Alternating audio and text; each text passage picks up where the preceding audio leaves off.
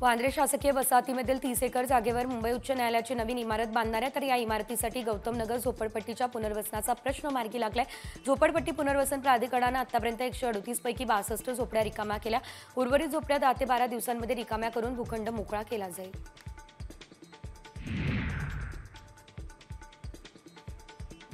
मुंबईकरांचा प्रवास आता सोपा होणार आहे। लवकरच मुंबई वन हे कार्ड लॉन्च होणार आहे आणि लोक सहजपणे कोणत्याही सार्वजनिक वाहनातून प्रवास करू शकतील। मुख्यमंत्री फडणवीसांनी रेल्वे मंत्री अश्विनी वैष्णव यांच्यासोबत संयुक्त पत्रकार परिषदेत मुंबईकरांसाठी ही महत्त्वाची घोषणा केली।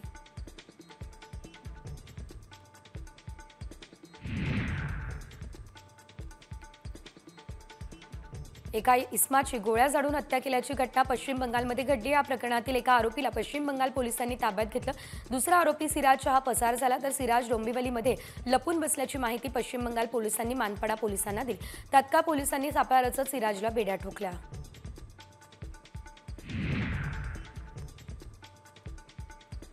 कल्याणमध्ये पादचारी तरुणाचा मोबाईल हिसकावून पळणाऱ्या चोरट्याला पोलिसांनी अटक केलेली आहे। तर हंजला खान असं या चोरट्याचं नाव आहे। माहितीच्या आधारे पोलिसांनी सापळा रचत हंजलाला बेड्या ठोकल्या। त्याच्याकडून 2 मोबाईल आणि 1 दुचाकी हस्तगत केली आहे।